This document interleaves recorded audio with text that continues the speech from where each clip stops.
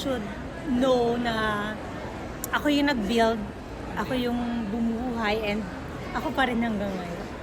We know, we see you. Grabe ka. Sabi, sino ba nagpapa-slow down sa'yo ngayon? Kasi nga sinabi mo, bawal ka ma-stress, di ba? Grabe lang yung challenge mo from the past year. Yes, and babawi kami ngayong 2026. Maraming surprises. Actually, ito pa lang yung first na pasabog namin, pero madami pang susunod.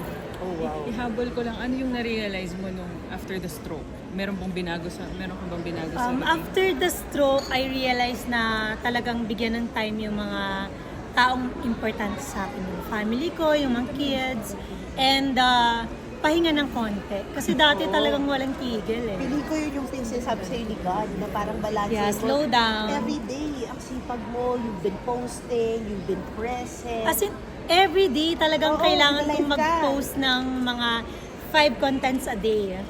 Grabe. Yeah. And now, it will take kasi you have a big team naman.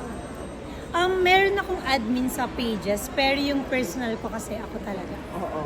So I'm writing, I'm creating contents, and ako talaga lahat ng nagmamanage ng mga comments and all. How are you safeguarding your heart? Ngayon, Are you taken right now or wala? I'm na yun? taken. You're taken right now? How Yes, are you? may Kamusta? review. Ano na yung learnings mo ngayon, may jowa ka na ulit, di ba? Matagal na kami, 3 years. Yes. Yeah. I do. So, Miss kayo Glenda, pa magkapakasal Kami ka pa pa rin. rin? Magkapakasal ka ulit? Ha? Magkapakasal ka ba ulit? Are you still- Magpapakasalan ako, bakit hindi? Charot. Open ka pa Wala rin. pa ba? Wala pang proposal or... Wala pa. Anong pamantayan mo ngayon para to make sure na protected ka rin? Kasi syempre you have an empire.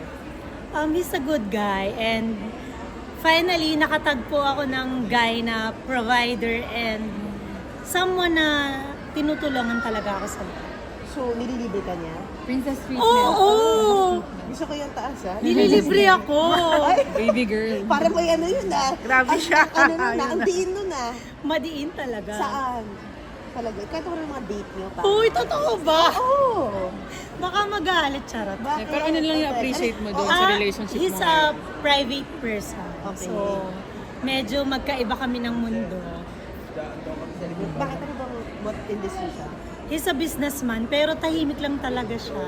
Kaya at least nire-respeto mo, hindi mo rin siya dinadala. Yeah, Any yeah. example ng queen treatment Oo, or parang treatment. na you enjoy Princess, ngayon? Na Oo, parang yung pinapidestal ka gano'n.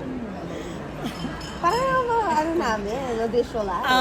As in, paggising ko, yung food ko, tinatanong niya anong gusto ko, anong kakainin ko. Yun, sinusundo ako. So, girl na girl, Dinidate Miss Glenda. ako, gano'n. Sa date, nagugulat ka, parang ikaw ba pinapapili niya, tapos siya nagbabayad, gano'n. Ayan. Kasi dati talagang pagkakain, yung card ko, gano'n. So, ngayon may taga-gano'n na.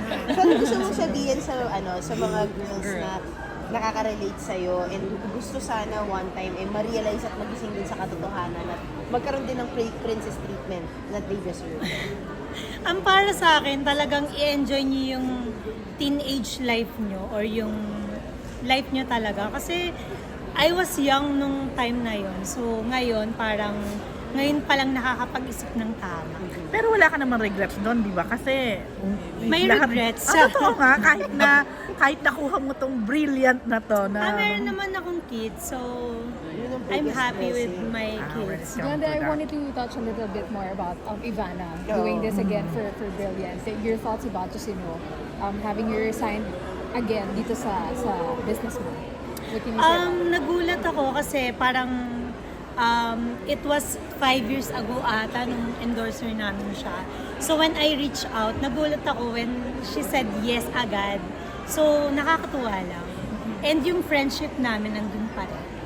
Sino yung mga celebrities? Di ba you have Andrea Brillantes? Right now kasi medyo marami nang natapos. So meron kaming Andrea and bago pa lang maglo-launch ng mga bago ulit na. Si Paolo is still with brilliant. Hindi na. Okay. So, it's really Ivana.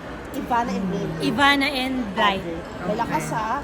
Yes. Lalakas. Kasi lakas mo, girl. Ano, nag-oo agad si Ivana nung... Yes. Nag-yes agad siya. So I'm happy. Sorry, may specific ba siyang product na ini-endorse or Lahat ng facial products namin. Si Blythe, ano siya? Si Blight facial products.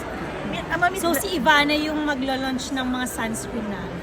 Magkaroon ka dati ng TV show about your life.